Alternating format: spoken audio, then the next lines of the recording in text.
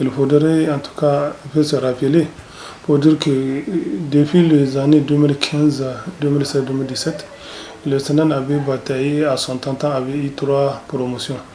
La promotion 2012, 2013 et 2014.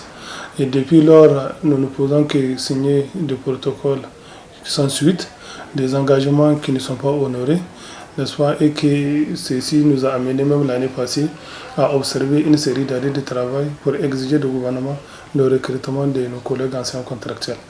Aujourd'hui, par la grâce de Dieu, lorsque le lundi passé nous avions déposé un préavis de grève portant sur le recrutement des anciens contracteurs et les autres points, soit qui constituent notre préalable de la dynamique depuis l'année passée, le gouvernement avait cette fois-ci entendu notre cri de cœur de bonnes oreilles.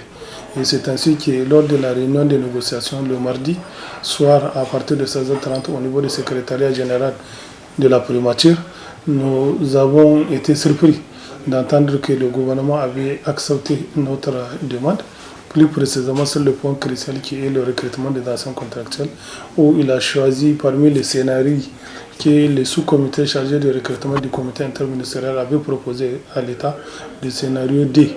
Et alors que le scénario 2, n'est-ce pas, demandait le recrutement de 7343 enseignants.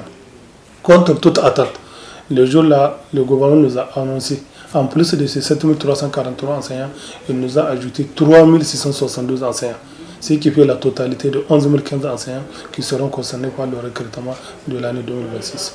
Donc nous sommes très, très contents, très satisfaits. Et aujourd'hui, c'est un sentiment de satisfaction qui nous anime en tant que leader, donc en tant que responsable syndicaux, mais également aussi c'est un hope de soulagement qui tend vers la qualité de notre système éducatif. Effectivement, à l'origine même de du dépôt de notre préavis, c'était la situation de péquer des anciens contractuels qui a en tout cas beaucoup préoccupé l'ensemble des responsables syndicaux, parce qu'à un certain moment donné, un peu partout dans le pays, nos camarades anciens contracteurs ont commencé à déposer la craie.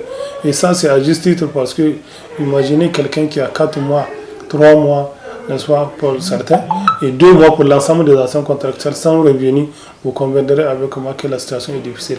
Et surtout que la plupart d'eux, c'est des chefs de famille, c'est des mères de famille aujourd'hui. Donc, je pense qu'ils ont une responsabilité à jouer par rapport à leur famille, n'est-ce pas, mais par rapport aussi à leur vie. Et dans ces conditions, ils sont dans l'incapacité, en tout cas, de fournir un service de qualité. Et vraiment, en tant que responsable, nous avons pris la chose, n'est-ce pas, pour exiger du gouvernement le paiement intégral de ces arriérés de pécule. Mais également, comme d'habitude, nous avons des préalables. À chaque fois que nous engageons un mouvement, n'est-ce pas, au niveau de la dynamique des syndicats du secteur de l'éducation et de la formation, les 2 préalables qui sont le recrutement des anciens contractuels que nous avions ajouté, ainsi que l'apurement des incidences financières et le rappel sur salaire des enseignants. Et c'est vraiment dans ce contexte, les 4 points, n'est-ce pas, qui est l'autre, le 4e, c'est la poursuite des négociations sur les autres points de la plateforme revendicative que nous sommes entretenus avec la partie gouvernementale.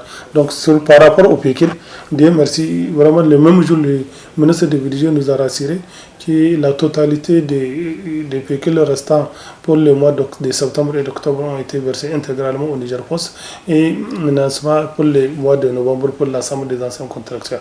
Malheureusement, sur le terrain, nous avons appris que ce n'est pas la totalité. Si bien que le même jour, en tout cas, le ministre nous a rassuré que sur les 10 milliards, ils ont déjà versé 4 milliards et la soirée même, ils ont ajouté à Niger Post 1,4 milliard et le compte en tout cas dissipé, finalisé le mois de novembre et entamé le mois de décembre.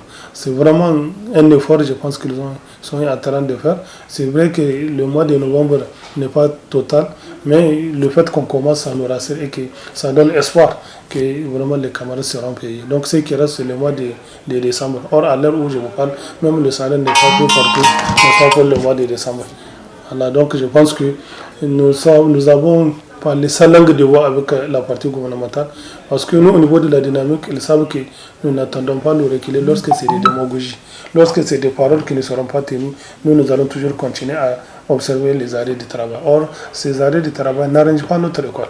Aujourd'hui, dans le cadre de la refondation, on a besoin d'une éducation de qualité.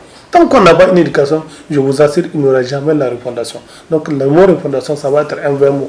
Donc, c'est pourquoi je dis, vraiment pour la première fois, avec le gouvernement, nous avons tenu vraiment une réunion très sage, une réunion très stable qui nous a beaucoup, en tout cas, satisfait et que nous comptons et nous fondons espoir que ces cadres vont prévoir pour l'intérêt de notre système éducatif et pour l'intérêt de la nation.